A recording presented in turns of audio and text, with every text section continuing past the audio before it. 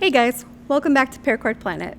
Today I'm going to be showing you how to make the wave knot bracelet. So this bracelet is going to be a simplified version of the Celtic Storm bracelet that we made a while back.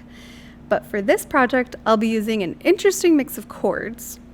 So with that, let's dive in. For our wave bracelet, I am using some 95 cord today in lavender and black, and I have around 10 feet of each of those colors. I'm also using a 2mm round leather cord in fern, again around 10 feet of that. I have a D-ring, and then I also have my lighter and a pair of scissors. And now that I have all of my materials ready to go, let's get started on that weave. So to start our wave knot, I have actually hitched all 3 of my cords right onto the D-ring.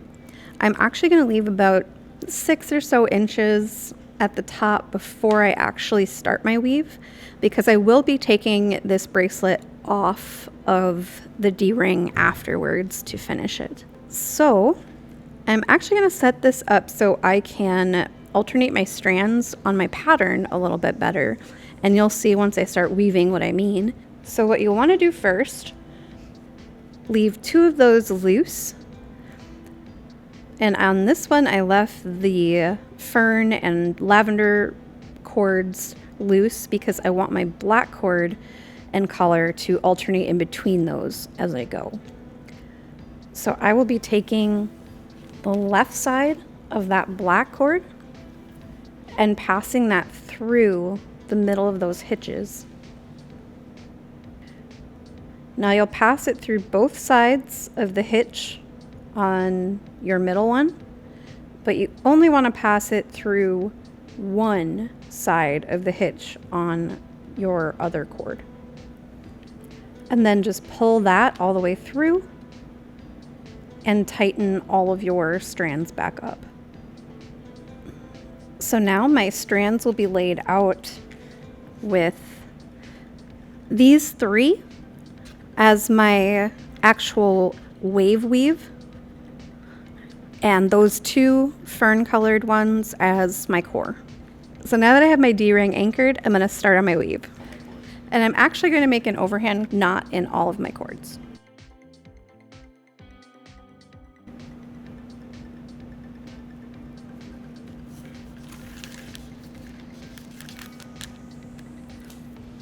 And before I pull that super tight, I'll make sure that all of my strands are still lined up like they are up top. So to start, I'll have my 3 strands on the outer left side, and I have those colors alternating. I will be passing that underneath the 2 core strands, and then I will take the outer strand on the right and pass that under those 3 and over our 2 core strands and into that loop that our 3 outer strands are forming.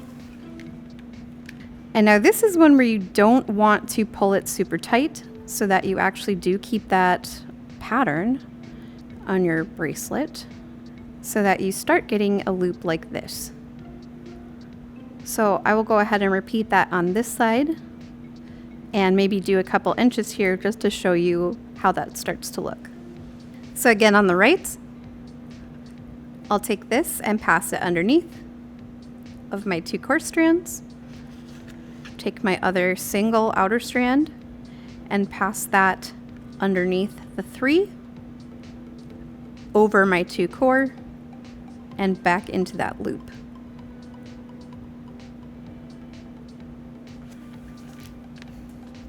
So now I have 2 loops started here. This one is definitely going to be closer to what the rest of the bracelet is going to look like.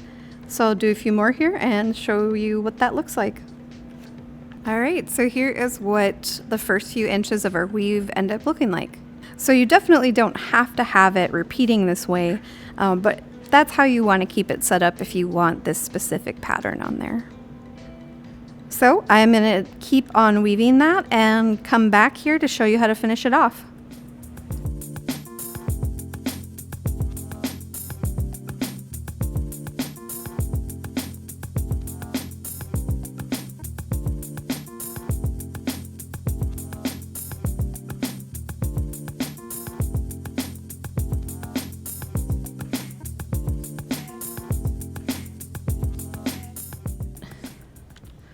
So we are just about finished up here with our bracelet. I have mine at about 7 inches right now. So I'm going to take this off of my D-ring, but before I do that, I am going to do an overhand knot on the ends of these cords.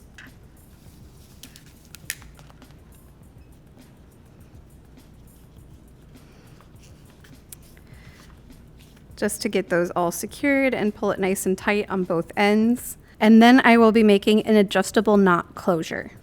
So now I've got my bracelet off of my D-ring and my overhand knots at each end.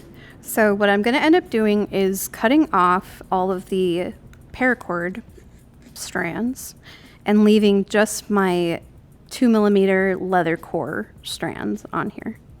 So I'll get all of my 95 ends cut off here and heat sealed, and then I will show you how to do the adjustable knot closure at the end. So to do the adjustable knot, you'll want to take one side of your bracelet. I'm choosing my longer end to make the knot with, and I'm just going to put it underneath these 2 strands on the other side, and then just start wrapping this around those other 2 cords. And I'm going to do that 3 times. So now that those loops are made, you're actually going to take your working ends and go back through the side that you started on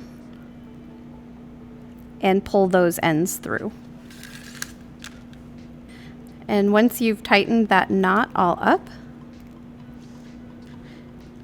you will now be able to slide one end of your cord as long or short as you need it. So once you have your knot finished up and you're able to adjust your bracelet, you can make another set of overhand knots on each end here and then just heat seal those ends as well. So with 2mm leather cord, you don't really want to try and like melt those down and push them down like you would with paracord.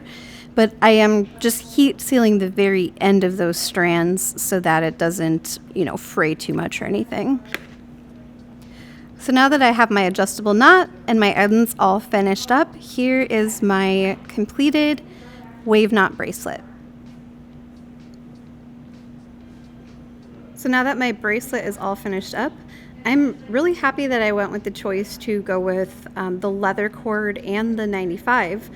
Just because the leather is really nice for these type of adjustable closures. It does just tighten up a lot better sometimes than some of the nylon can.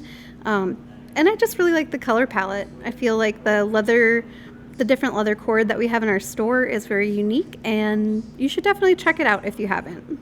So as always, I really hope you guys enjoyed this tutorial today, and all of our supplies will be in the description down below. Thanks again for watching, and we'll see you next time.